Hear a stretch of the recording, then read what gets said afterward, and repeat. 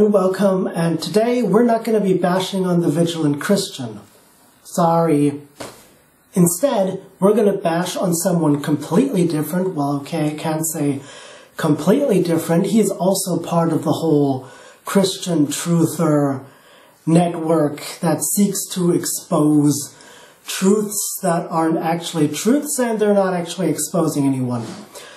I'm talking about a guy known as the White Rabbit, and anyone who's seen my video on Christian bullying done by the Vigilant Christian, my rebuttal video, knows that I'm going to be focusing on his other pals in a few other videos, a few upcoming videos that I'm going to make. And yes, as I said, he's part of the whole Christian truther network thing that, I don't know, gang, you could say, maybe, of these alleged truthers who, as I said, don't expose anything, don't expose anyone, really, but that's just, you know, their cup of tea, their idea of how the world sort of works. Anyway, that's not what we're going to be talking about today. We're going to be talking about, as I said, the White Rabbit, and a video that he made entitled, The Greatest Lie Ever Told. And of course, as you would guess with a title like that, it's about evolution, about how it's not true and why we're just believing all that stuff and so on, you know, all the good stuff. And I gotta say, it's not every day that you come across a video where a guy in the beginning says, you know, hear me out, you think I'm crazy, but just watch the video till the end and then maybe I'll convince you, and then lists every single little reason why people would think this guy is a lunatic. So, without further ado, let's get started, I guess. First off, I do have to point out that I did edit out the first, like, 10 minutes or something, 10 minutes of the video where he essentially just says that, you know, we're all conditioned to believe in evolution, and, you know, we don't consider the alternatives. And yeah, that's essentially the entire first 5 or 10 minutes of this. But we're just going to get into the part where he actually talks about why evolution is wrong in his mind. So, let's just get started. So let's break evolution down so that we can understand why it is in fact a religious belief and not scientific fact. The simplest way to explain this is by defining our terms. Let's look at the word religion. The first definition of religion that you will find states that it is a set of beliefs concerning the cause, nature, and purpose of the universe. The second definition is a specific fundamental set of beliefs and practices generally agreed upon by a number of persons. The third definition is the body of persons adhering to a particular set of beliefs and practices. And the last definition I'll give you is probably the most important. Something one believes in and follows devotedly. A point or matter of ethics or consciousness. So basically, all a religion is a particular worldview that people subscribe to, which helps to explain the origin of the universe and is followed devotedly. So now let's look at the definition of science. The definition of the word science clearly states that it is a systematic knowledge of the physical or material world gained through observation and experimentation. That is crucial to understanding why evolution at its core is a belief and not a science. because in order to qualify as science, it has to be knowledge that is gained through observation and experimentation. The funny thing about evolution is that even if a scientific experimentation and observation was performed, which proved its possibility, still would not be proof of it having occurred, but only that it theoretically could have occurred. And there's a big distinction between the two. See, in order for evolution on a larger scale to be able to explain the origin of life as it claims to do, it would have had to have been observed. Now, if we look at the definition of evolution, we can see that evolution is clearly defined as the gradual development of something, especially from a simple to a more complex form. Okay, so let's see what we got here. We have he said the definition of religion, science, evolution, blah, blah, blah, and he equates evolution as essentially being an atheist religion. So here, of course, we have the first sort of fallacy, well, not the first foundational falsehood of creationism, but you know what I'm saying, like the first real fallacy in his video. And if you were like here right now talking to me like that, then of course my first question is, if evolution is a religion, then what are its tenets? I mean, what does it have any fables with morals? Does it have clergy? I mean, it doesn't tell us what happens to us after we die. There is no defender or adherents of the faith or anything, something in that matter. So evolution isn't a religion. It's science. There's a difference. Information. Now, for the sake of simplicity, just realize that in order for evolution to even be possible, evolutionists claim that this new information is introduced through mutations. Now, common sense suggests that mutations are usually negative things, but evolutionists are optimistic and are counting on that rare case where damage will cause information to materialize out of nowhere, just by getting extremely lucky during scrambling of the genetic code. Evolutionists acknowledge that each tiny bit of new information is extraordinarily rare, therefore they say that's why it takes millions and millions and even billions of years to happen on a noticeable scale. Evolutionists depend on mutations to generate new information in their model. That part of the model is a huge problem. The stubborn fact is that no instance of mutation making information has ever been confirmed, not even in the tiniest increment. Never, not once. There is not a single field observation or lab finding. The only thing that they've been able to find is a mutation which recombines existing information, or a mutation that results in the loss of information.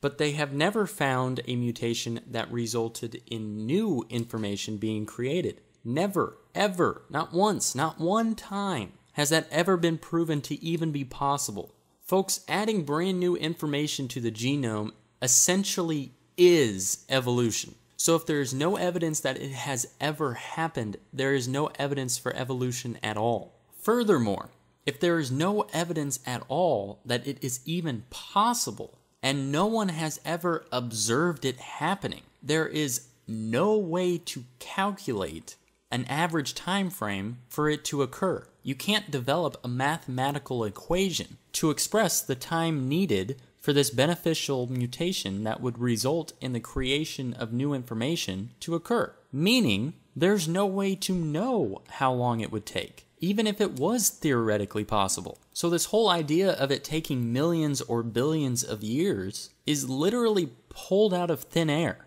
Okay, so now we're getting onto the whole information thing that creationists just love to spread out whenever they want to sound smart or something like that. Yeah, so the first question anyone with half a midbrain would have is, what is information?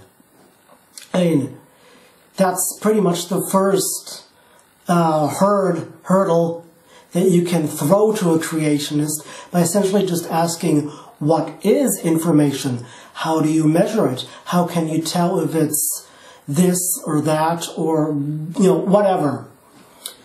And of course they won't. People like the White Rabbit won't answer this. They can't answer this because they just made this stuff up. Okay, I can't really say they made that up, but they essentially plagiarized this from actual geneticists that came up with the words coding, information, this technical jargon. They essentially just hijacked this, and of course it has no, in creationism, it has absolutely no meaning whatsoever.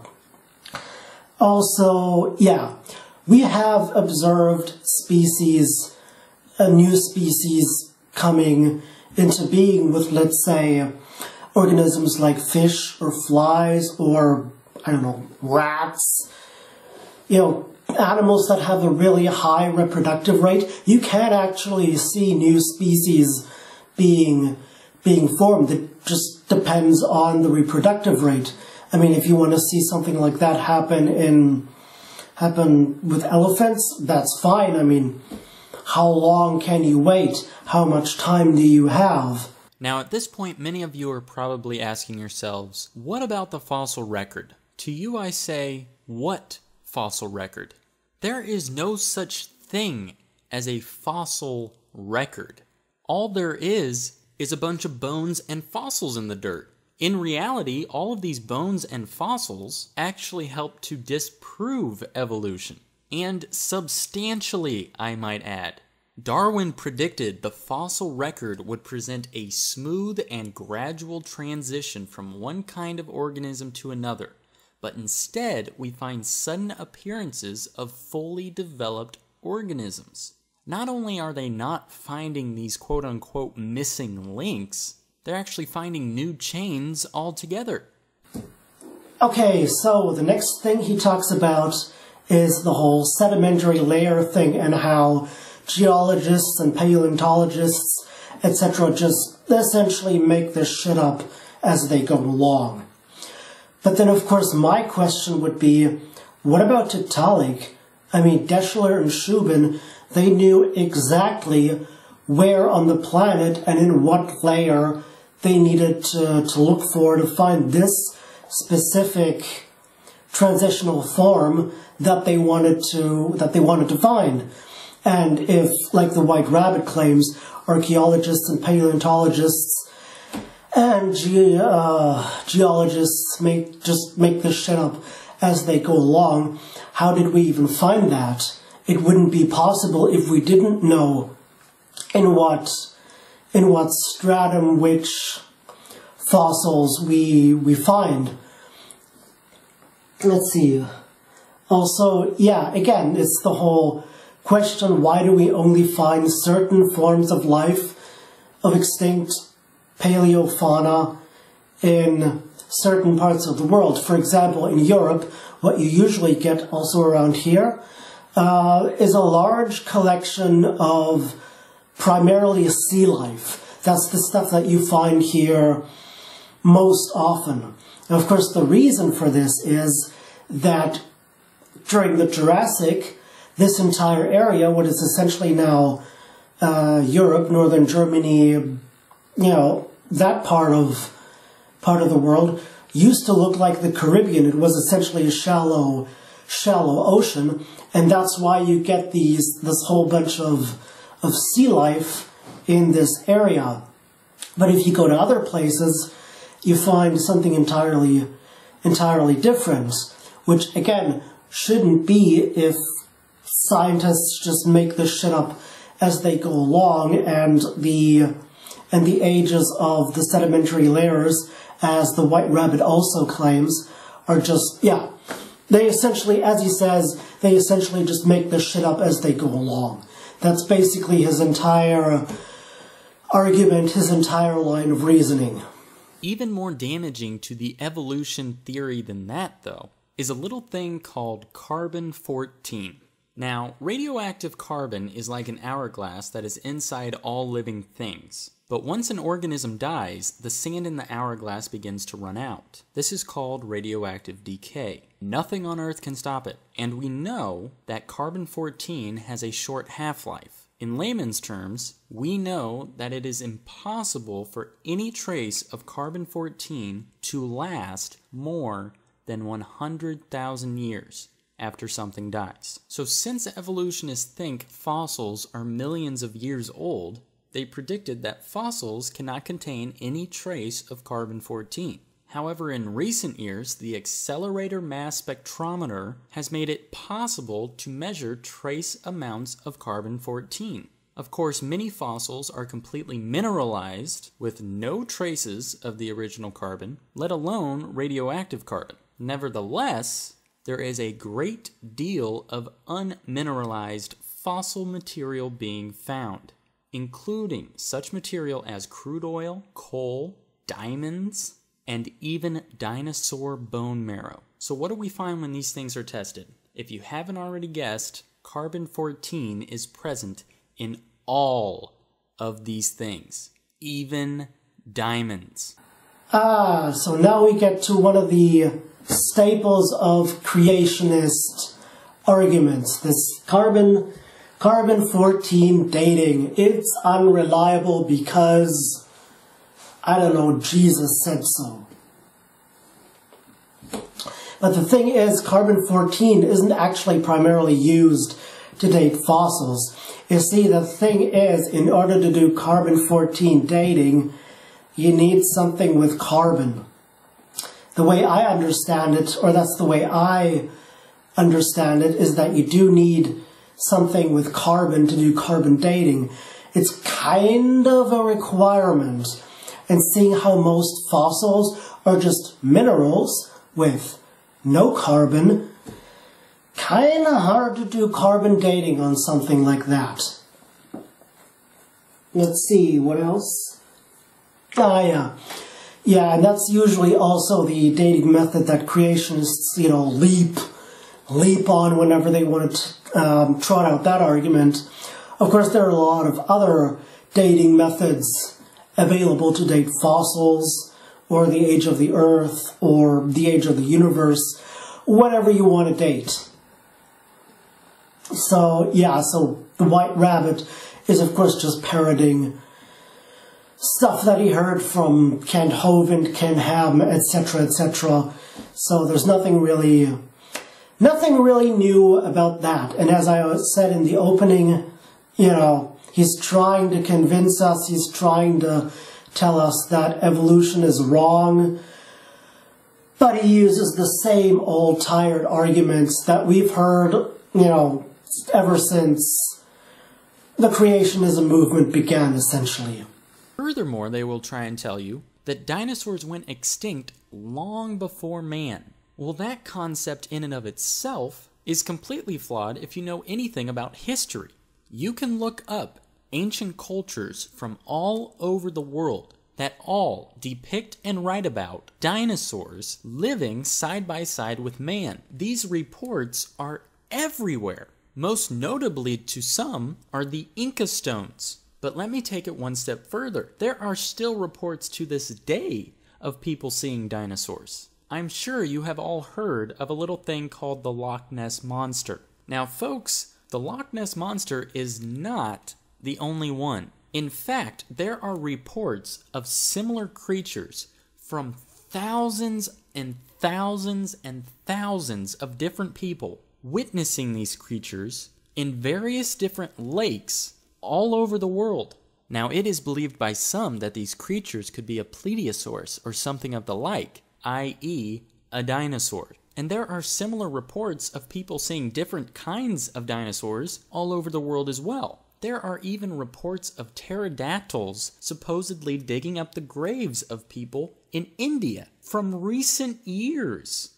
Now, it's important for me to note that I do not know if these reports are true or not. But when you get eyewitness accounts from thousands upon thousands of people, and you frame it in the light that dinosaurs have been around all along, and have been going extinct gradually over the years, like many other animals have, it really makes you stop and scratch your head.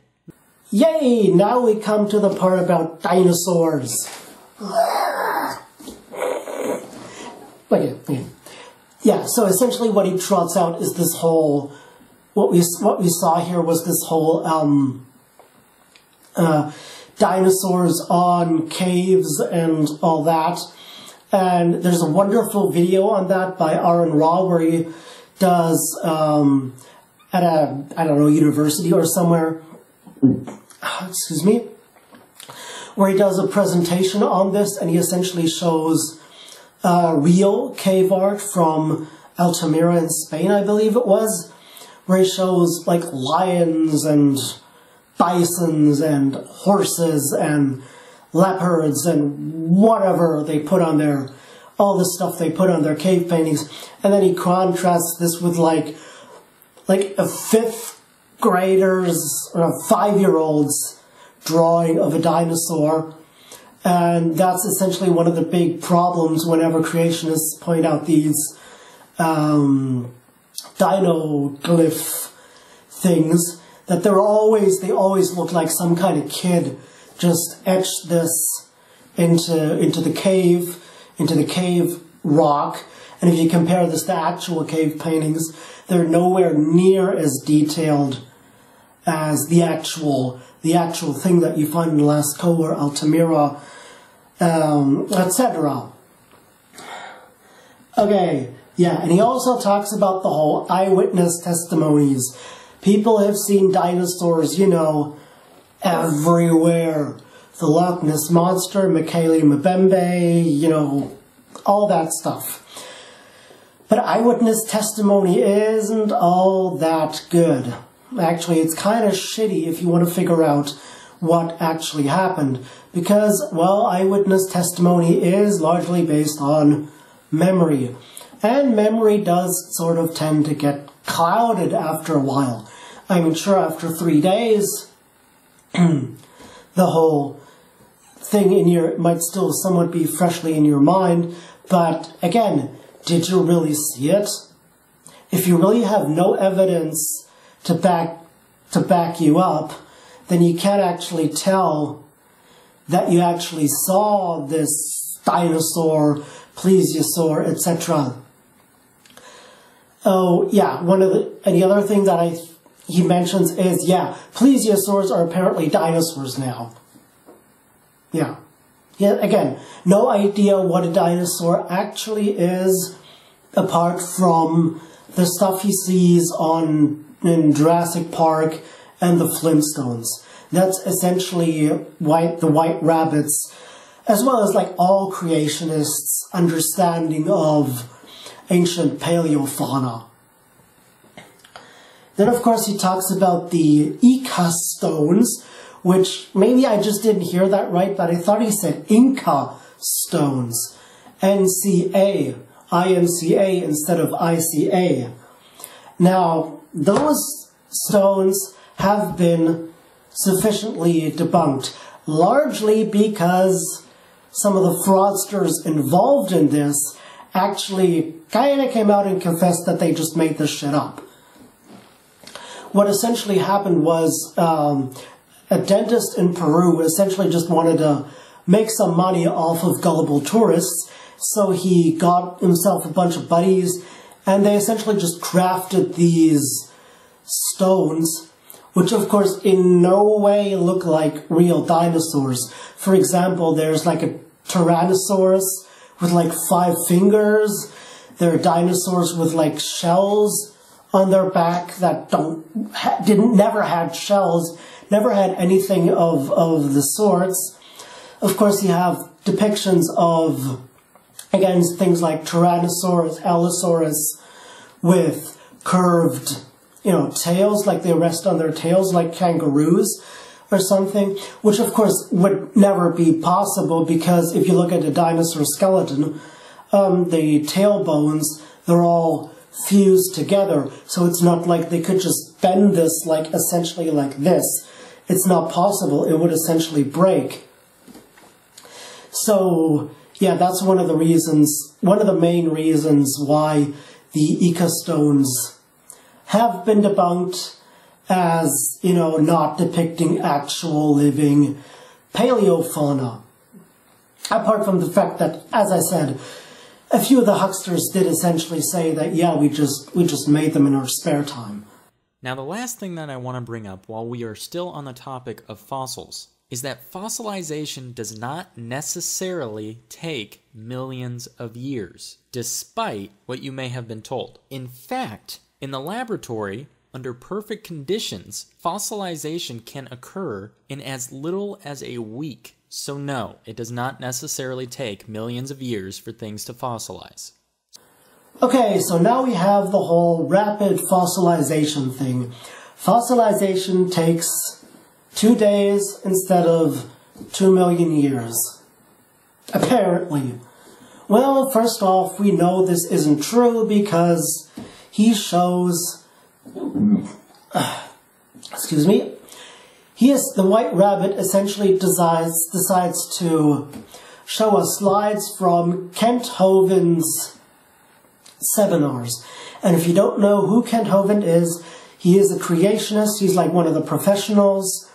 He made this dinosaur adventure land thing, like a dinosaur creationist theme park, essentially in his backyard. And 10 years ago, he was convicted of tax fraud. This guy tried to evade $1 million, I say that again, $1 million from the IRS, and thought that nobody would figure that out. Of course, people did, and now he's essentially in jail for 10 years because of tax fraud. He is scheduled to come out of prison this year, sometime in July, August, sometime in the summer, but there are new allegations against him. One of them has to do with like a mail fraud or something, and the other one does actually kind of shows the caliber of the White Rabbit's source, getting back to the actual topic. Kent Hovind then tried to, as I understood it, I just briefly read through it, he tried to sell off property that was already seized by the IRS, by the US government, because of his debt, his $1 million that he evaded in taxes. And if he gets convicted, he's going to spend another 20 years in prison. So, yeah, so much to the caliber of the White Rabbit's source. But getting back to fossilization, it's not fossilization that the White Rabbit essentially says is happening. It's a process called, calcification, which is essentially when calcium-rich water like drops on, let's say, a rock or something, and then you get a little layer of chalk, which is I think that's chalk. I don't know, calcium. Let's just stick with calcium before I say something completely wrong. You get a slow buildup of calcium layer. You can see this, for example, in Mexico, in the not flooded tunnels, not flooded cenote tunnels, where there is a skeleton that's essentially been, fossilized, to put it in the White Rabbit's jargon. That's been completely calcified. That's what's going on.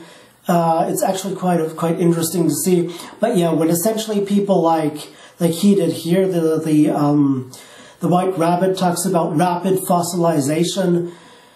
It's essentially just calcification. Fossilization occurs in a very rare instance when the conditions are actually right.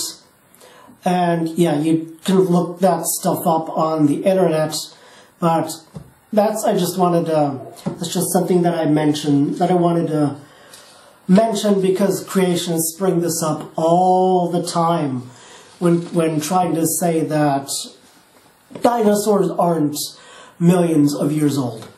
Oh, and by the way, speaking of while we're still talking about dinosaurs, I wonder what the creation's explanation for the Chicxulub crater actually is. Like, what, did Satan plant that too? Like, really, what's their explanation for this?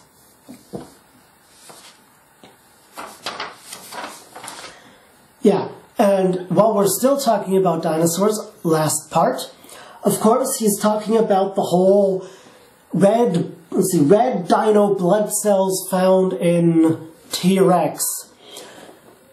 No, they didn't. They did not. They did not find red blood cells. What the paper written by Dr. Schneider, who made this discovery, actually says is that she found red microstructures, not red blood cells. But yeah, they didn't find red blood cells or anything because, as I said, fossils are not carbon-containing material. They are essentially just rocks. And rocks don't have blood in them. So let's now move to the subtopic of human evolution. I'm sure that you have all heard at one point or another during your life that man evolved from ape. And I'm sure that you have been told about all of the different supposed transitional stages of human beings supposedly found linking Homo sapiens to apes or an ape-like creature. And all I have to say about this, folks, is that you really need to do your research. The vast majority of these are admitted and proven frauds, yet are still touted as being true. Let me give you just a few examples. Nebraska Man was a name applied to Hesperopithecus Harold Cookie, a putative species of ape. Hesperopithecus meant ape of the Western world, and it was heralded as the first higher primate of North America. Now, folks, this discovery of Nebraska Man was entirely based on a tooth, one single tooth. And from that tooth, they somehow magically constructed an entire species that conveniently for evolutionists served as one of many necessary missing links needed to serve as evidence for man evolving from ape. So now he's getting into our own human ancestry with the whole missing link is a lie, there are no transitional forms, and you know the drill.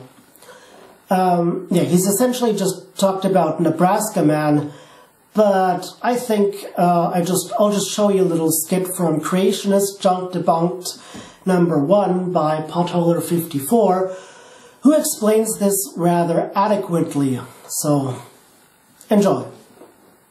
Even when an urban myth is just too weird to be credible, it still does the rounds without anyone stopping to think, that just doesn't sound right. When I heard from numerous creationists that scientists had drawn an entirely new species of ape on the basis of a single tooth, I just knew this had to be another piece of propaganda fiction. For one thing, paleontologists deal with fossils, and that's what they draw. I've never seen a reconstruction or a recreation in a scientific paper, only in the popular press. Secondly, how can any paleontologist in his right mind know what an entire skeleton looks like on the basis of a single tooth? Something had to be wrong with this story, and of course it turned out to be pure invented crap. Nebraska Man. They created an entire skeleton with arms, legs, feet, hands, even facial features, when all they really had was one tooth, which later was found to be the tooth of an extinct pig. Here's how the myth got started. In 1922, a paleontologist, Henry Osborn, found a fossil tooth in Nebraska and erroneously thought it belonged to a hominid. 5 years later, another paleontologist correctly identified it as that of an extinct pig. So why all the fuss? Well, soon after the discovery, a French artist drew a picture of what he imagined the alleged ape might have looked like, and it was published in the Illustrated London News. Osborn himself reportedly called the drawing a figment of the imagination of no scientific value and undoubtedly inaccurate. So no scientist or science journal has ever drawn or described an ape from a single tooth. But another example is Piltdown Man. Now, Piltdown Man was originally classified as an Eoanthropus dawsoni. Now, the problem with this particular one is that it was discovered to be a forgery in 1953 and consisted of the lower jawbone of an orangutan deliberately combined with the cranium of a fully developed modern human.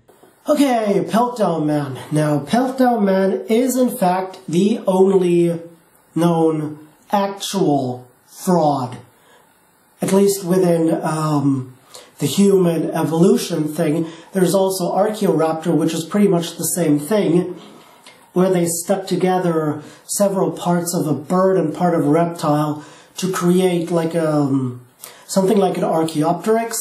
But getting back to Piltdown Man, yeah, that is pretty much the only legitimate fraud in, human evolution fossil findings.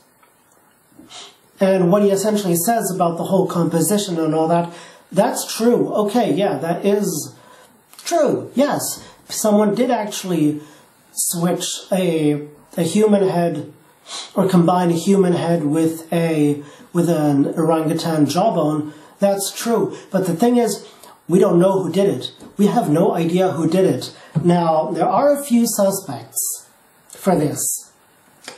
One of them, interestingly enough, is Sir Arthur Conan Doyle, who, if you know anything about literature, know that that's the guy who wrote the Sherlock Holmes series.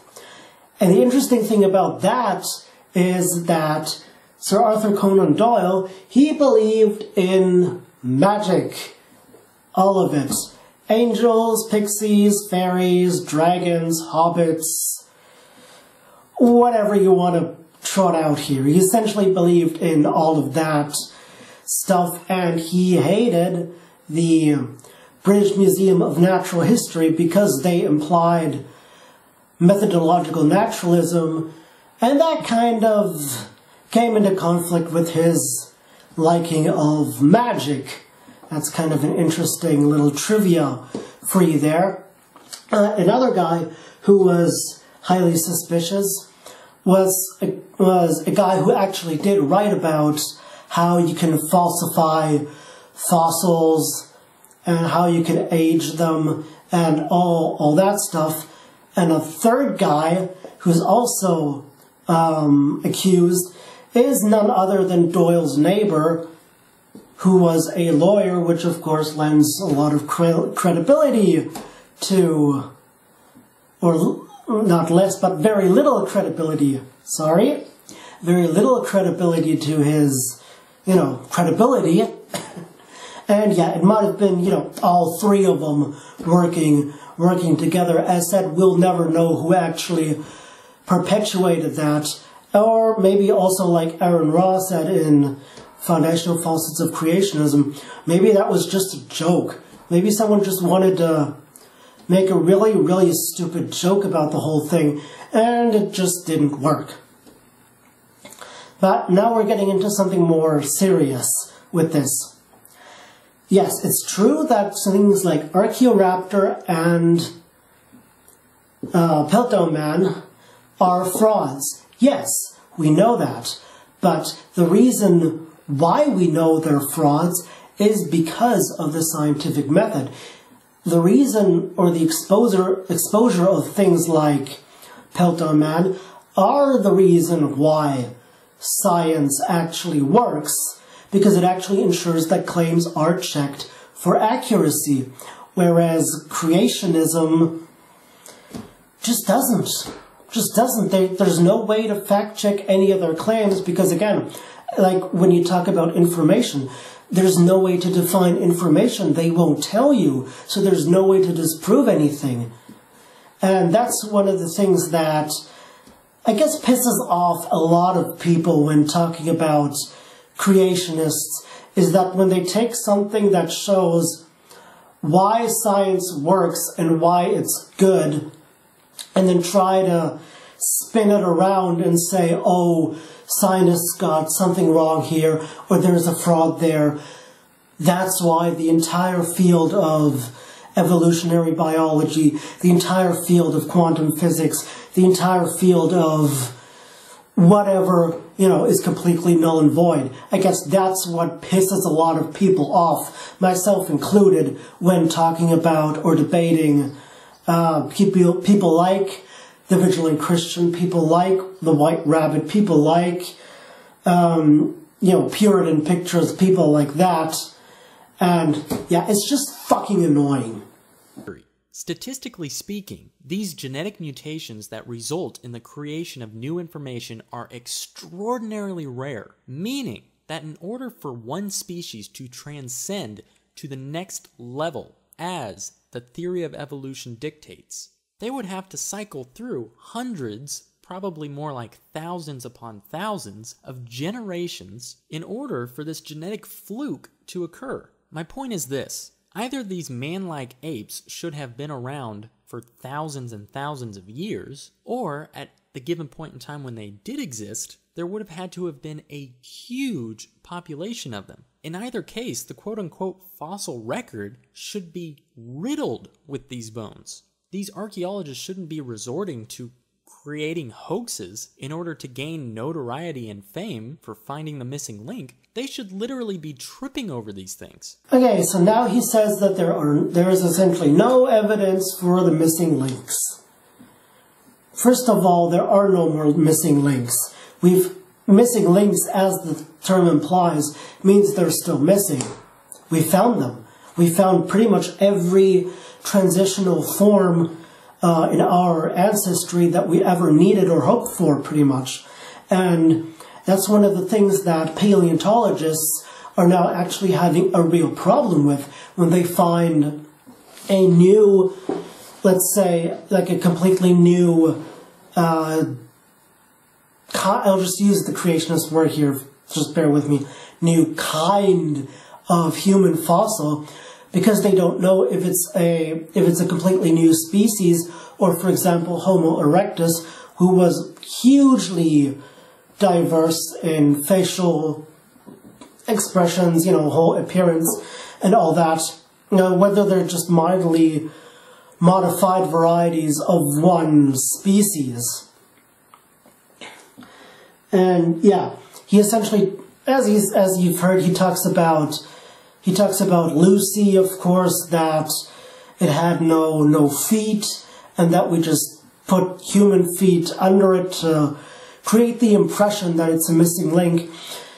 Of course, what the White Rabbit doesn't know, apparently, is that we found at least 30 or 40 Australopithecines who are all bipedal, who all display their own evidence of bipedality, essentially. And that's something that he just, doesn't know of, apparently. Now, one that most of you have probably heard of is Neanderthal Man.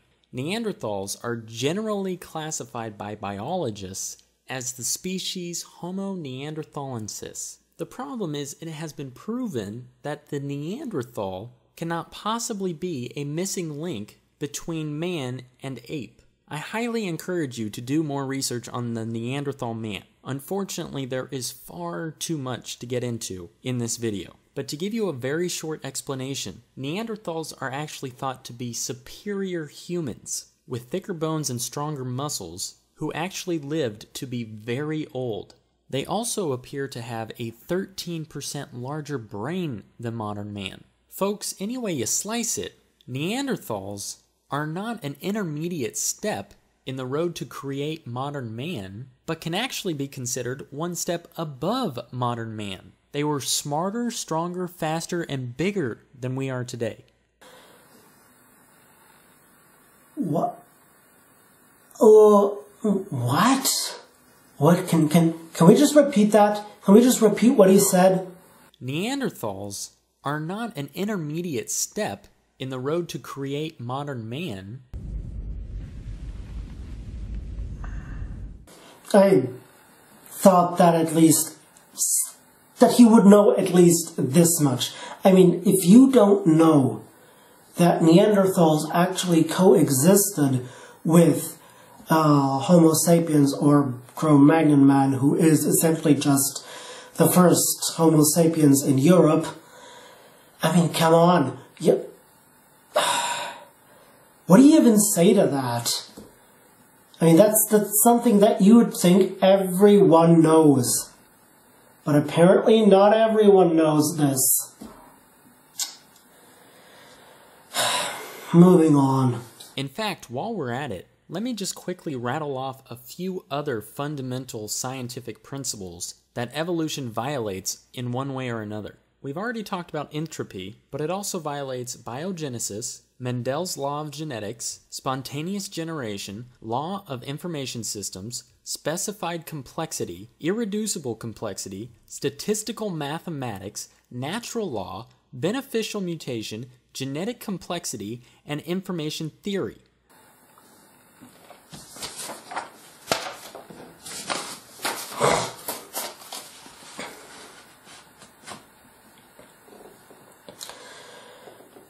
Okay, so now that we've recovered from the whole Neanderthals apparently, like Homo sapiens apparently descended from Neanderthals, even though pretty much everyone knows that we coexisted with them, the White Rabbit then rattles off this entire list of scientific principles evolution violates. There. Of course, evolution doesn't violate any of these things, and yeah, in this case, I'm going to have to use my notes because the list is somewhat long, and I don't have the memory for that. No, just kidding, but I do need my notes. Okay, so, and the first thing he talks about is entropy, meaning the second law of thermodynamics. Now, of course, anyone with half a midbrain and anyone who's somewhat intelligent will, of course, ask, if there's a second, what's the first? Of course, most creationists and people like the White Rabbit can't answer that because they don't know it. The second law of thermodynamics is all they know, and they don't even know it correctly. That's what makes this whole argument even sadder, is that they don't even know what the second law of thermodynamics actually states. Now, the first law of thermodynamics states that energy can never be created or destroyed. Energy can only ever be converted, which of course directly contradicts their whole ex nihilo creation myth, because yeah, energy cannot be created. That's why they either don't know about it or they'll choose to ignore it. Now, the second law of thermodynamics states that in a closed system, I repeat, in a closed system, things tend towards entropy. That is, things tend to get chaotic. But the thing is, and that's why they always forget it, and what makes this whole argument, which isn't really an argument, but you know what I mean, what makes this so sad is the fact that, well, the Earth isn't a closed system. I mean, this video kind of demonstrates that. If you look at the light that's coming through the window, if you look at the fact that I'm able to breathe, you know, oxygen comes in to, and all that. Well, you know what I'm trying to say. The Earth isn't a closed system. You know, it's not fucking like in South Park, where the Earth is barred from the rest of the universe in some sort of plasmic, hologram square. That's what they always tend to forget, the whole closed system part. That's what's important about the second law of thermodynamics.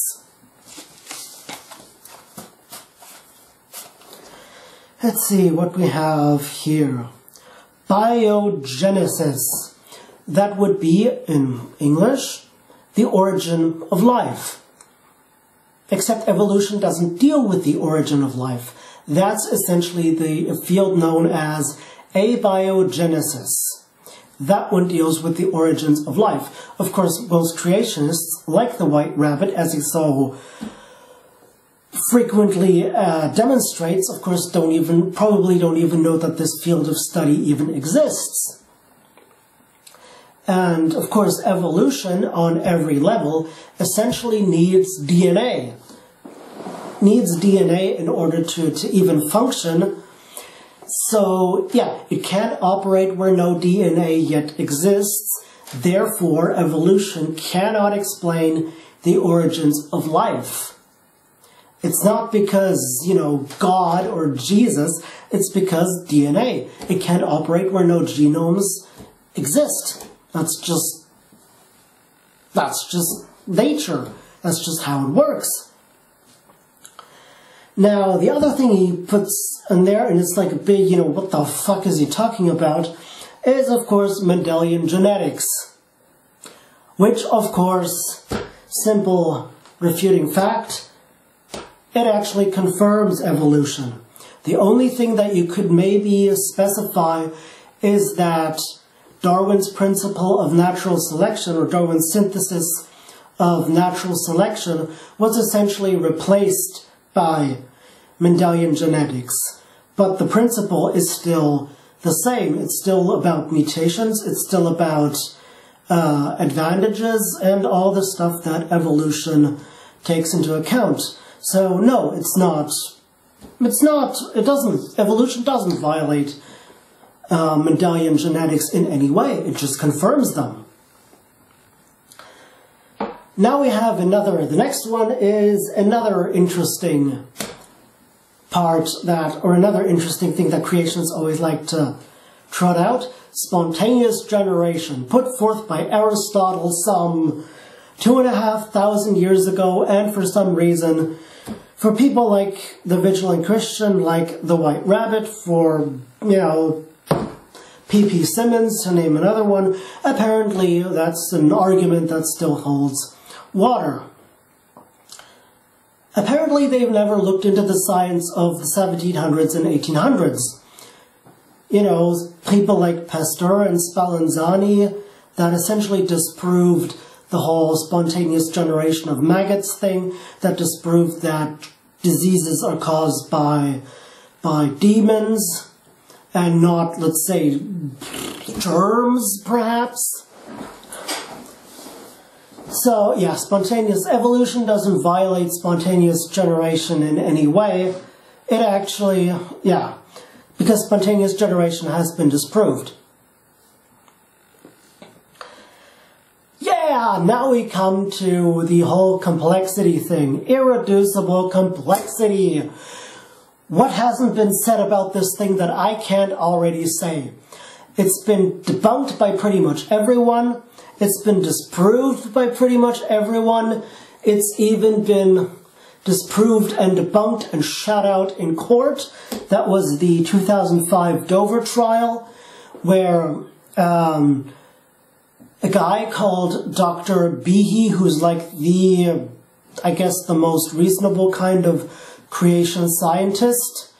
You could say the only one of those hundreds of fucking idiots that actually do kind of qualify as a scientist, and he put forth the whole irreducible complexity argument, which essentially says that you can't, if you take things away from, let's say, a machine, then it no longer works, which is, of course, bullshit, because you can always find another use for it. And yeah, to get back to the Dover trial, he essentially just outright lied about this whole thing, and when he was shown, like, books upon books, like 9 immunology textbooks about the subject, he essentially just said, nah, that's, that doesn't interest me. I just want to believe what I want to believe. And yeah, that's essentially how this whole thing went down, and that's why, yeah, irreducible complexity has been disproved. Now we get into the whole statistical mathematics part. Actually, evolution doesn't violate mathematics at all, because, well, evolution has actually been proven in the realm of mathematics. But even if you're not talking about this, again, what does maths have to do with evolution? Not really all that much, except when you're talking about certain fields of study.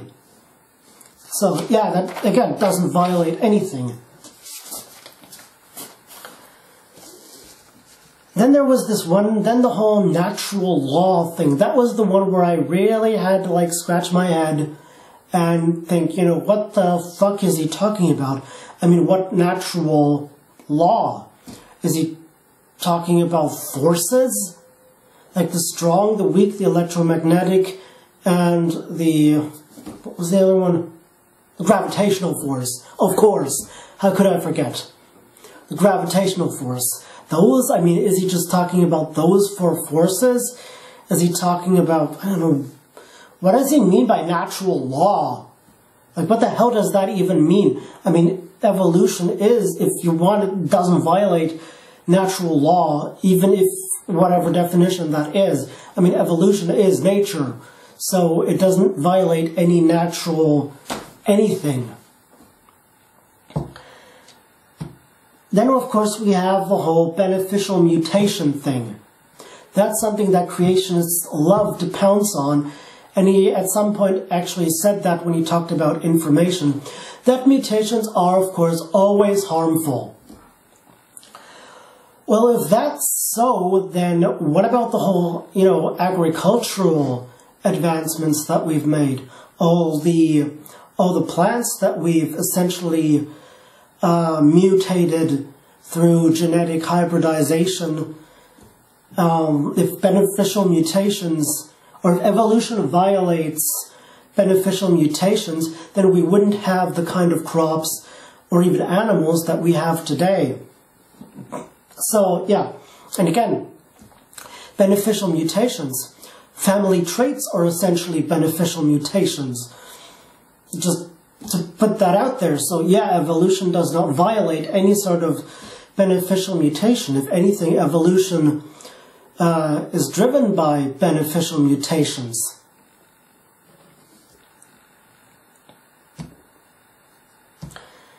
And the last thing, of course, he talks about is the whole information theory. Now, of course, again, as I've explained about information, I'll just reiterate it again. When you talk to creationists about evolution, and they come to you with stuff like information, and you actually ask them, what is information? How do you measure it? They won't tell you.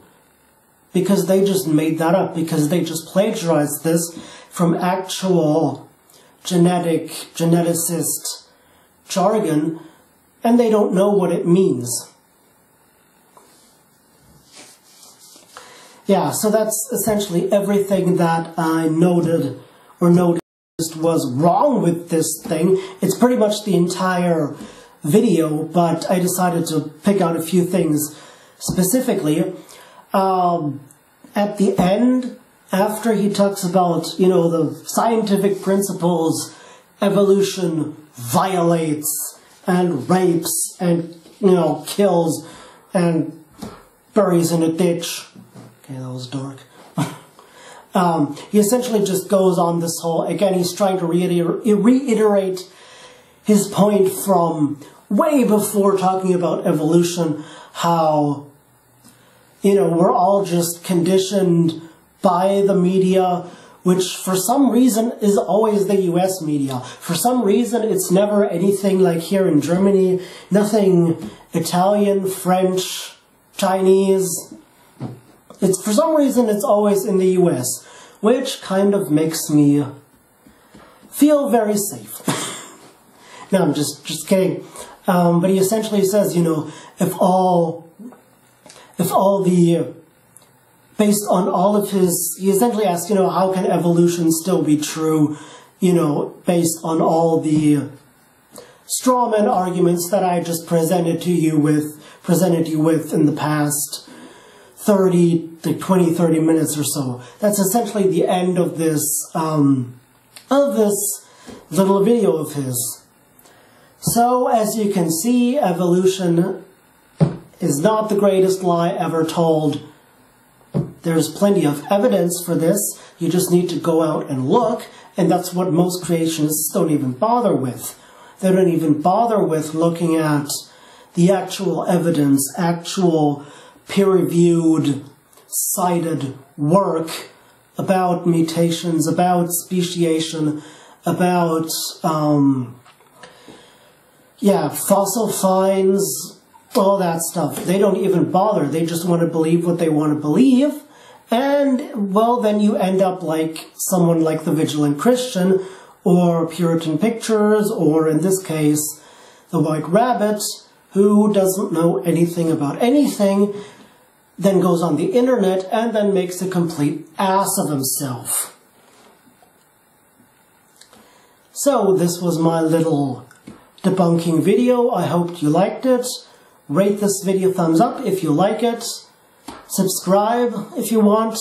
And again, as I've already said, I have a new channel. It's called Das German Critic, where I essentially review German movies entirely in English because, yeah, the whole language barrier thing kind of makes it hard to enjoy some of the really good movies of German cinema. If you're interested in that sort of stuff, or just films in general, go over there. I'll put the link in the description, or just type in Das German Critic. I've made 3 reviews now. One of them, The Cabinet of Dr. Caligari. The other one is Nosferatu. And the third one is Metropolis. The next one is going to be the Nibelungen Saga, although I have to look up a few things before writing and filming this review. So if you like that, go to wherever that is on YouTube. You never know, the design changes every 5 months apparently. If you like that, go to that.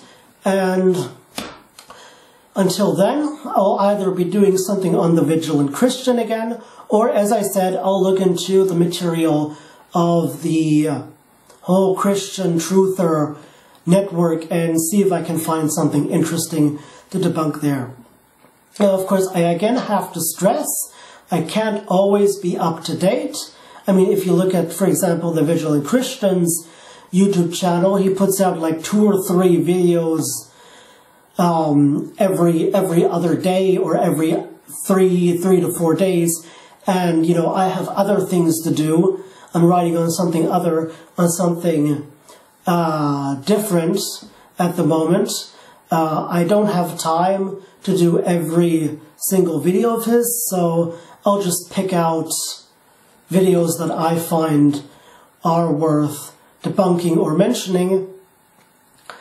So I won't always be able to stay up to date with current events in this sense. So you just have to excuse me for making a video like, for example, the Christian bullying video. That one's kind of older, and I just released this a few days ago because, yeah, you'll just have to excuse that. So, until then, take care and stay safe and have a good day, and hugs, kisses, puppies, kittens. See ya.